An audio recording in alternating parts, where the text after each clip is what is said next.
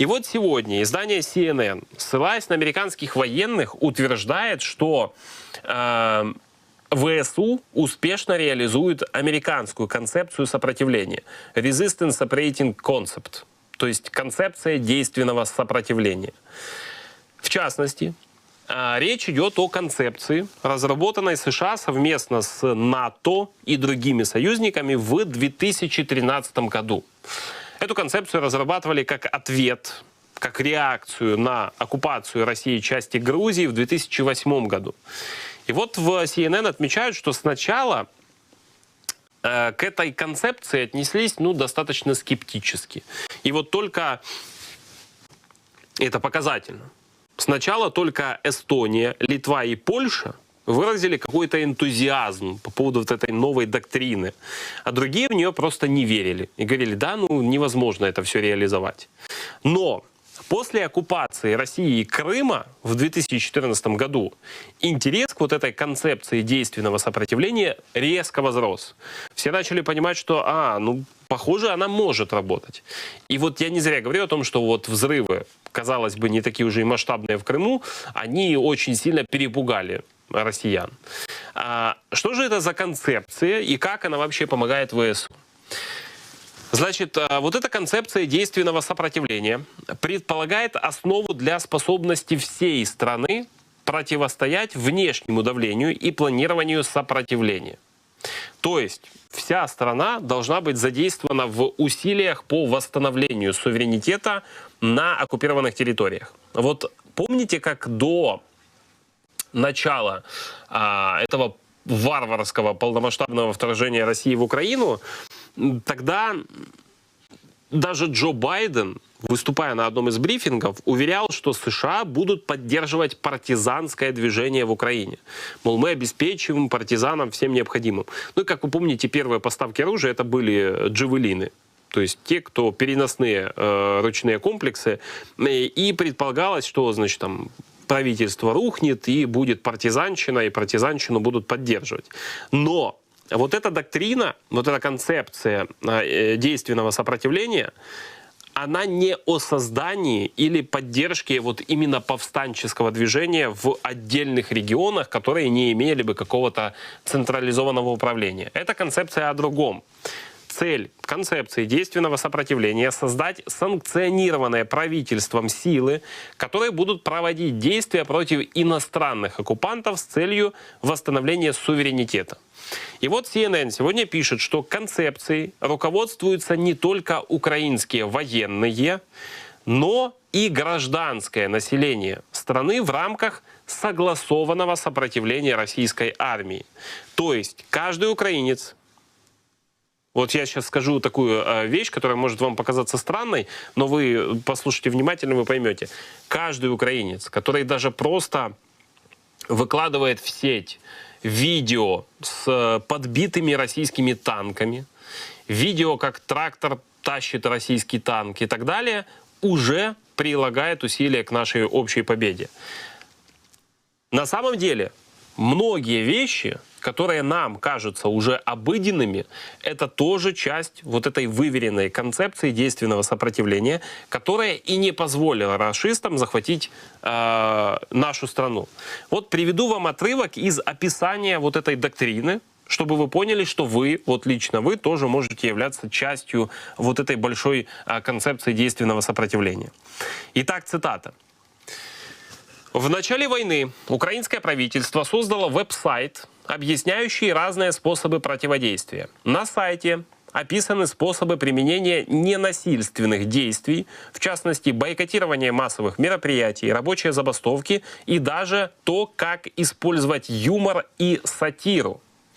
Возьму паузу. Вспомните, с чего все начиналось, например, в Херсоне, в Мелитополе, где проходили достаточно большие митинги, которые показывали рашистам, что их не рады там видеть. Привожу цитату дальше. Вот это официальное описание этой концепции. Цель состоит в том, чтобы нарушить способность пророссийских властей управлять, напоминая населению о законном суверенитете Украины.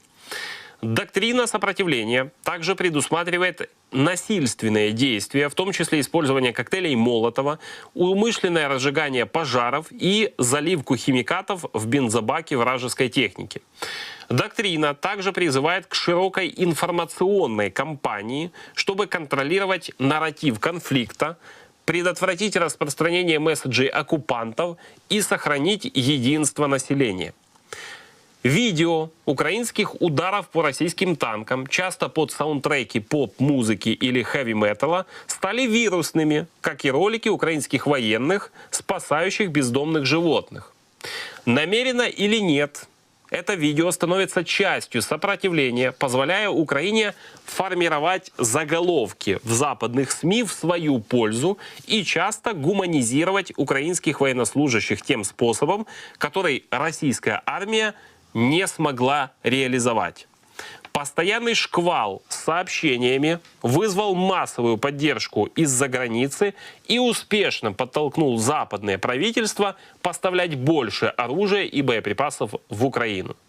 То есть ваши сообщения, ваши видосики в соцсетях про войну в Украине, призывы к западному сообществу и просто вирусные видео, на которых трактор тянет российский танк или наш украинский герой, наш военный с котиком, это все часть общего украинского сопротивления. Потому что это, как бы это странно ни звучало, для нас это привычным стало, но это формирует вот этот информационный образ нашего сопротивления на Западе. И концепция как раз и заключается в том, что мы заполняем полностью это информационное пространство, не давая там лазеек, чтобы там появлялись какие-то топорные российские нарративы. Мы просто вытеснили оттуда все. Сознательно или несознательно, но мы это сделали. И да, для нас это уже стало привычным, но для мира это означает, что есть украинская нация, которая объединилась и борется с захватчиком, не перебрасывая, что вот есть военные, пусть армия воюет. Нет, вся нация объединилась. И есть оккупанты, которые выглядят сплошным злом во главе с прячущимся в бункере диктатором. Вот разница абсолютно ощутимая. И мы создавали, и создаем, продолжаем создавать этот информационный образ. И вот теперь генерал-лейтенант в отставке, американский генерал-лейтенант Марк Шварц, который был командованием специальной операции в Европе, как раз при разработке вот этой концепции действенного сопротивления, утверждает, что украинцы удачно адаптировали эту концепцию и не позволили россиянам продвинуться дальше. Более того, закон Украины об основах национального сопротивления, который заработал, напомню, в начале этого года, тоже укладывается в рамки этой концепции. Потому что именно этот закон стал основой создания отрядов территориальной обороны и позволил украинцам с собственным оружием тоже присоединяться к обороне Украины. Вот. То есть каждая территориальная община формировала свой, скажем так, добровольческий отряд, который и участвовал дальше в обороне. Но подчеркиваю, это же были не повстанцы, у них была координация с вооруженными силами Украины. Поэтому концепция в этом плане сработала. Впрочем, почему это важно вот именно сейчас об этом говорить, об этой концепции действенного сопротивления? Дело в том, что до сих пор ведутся дискуссии, а почему же в Крыму что-то взрывается? И почему мы, подыгрывая немножко россиянам, говорим, да там хлопки. Там кто-то покурил неправильно. И мы не говорим о том, что это 100% ВСУ. Нет, мы говорим, что-то там взорвалось. И вот один из соавторов этой концепции действенного сопротивления, полковник армии США Кевин Стрингер, говорит, что серия взрывов в Крыму – это и есть реализация этой концепции. Мол, силы специальных операций совместно с сопротивлением на местах могут достигать целей даже в Крыму. И это еще не предел. Вот приведу цитату Кевина Стрингера. Поскольку вы не можете добиться результата обычным способом, вы будете использовать спецназовцев, которые будут нуждаться в поддержке сопротивления. Разведка, ресурсы, логистика, чтобы получить доступ к этим регионам.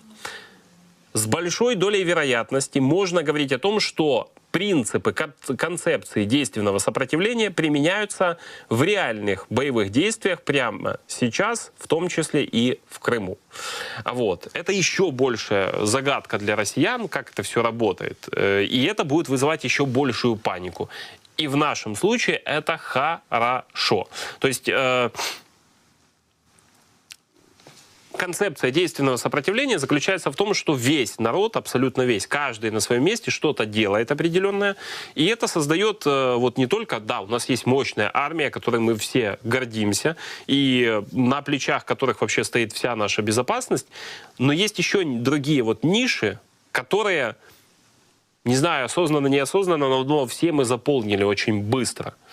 И вот именно вот это сопротивление всего украинского народа, оно подтолкнуло наших партнеров к помощи. И эта помощь, к счастью, становится все больше и больше.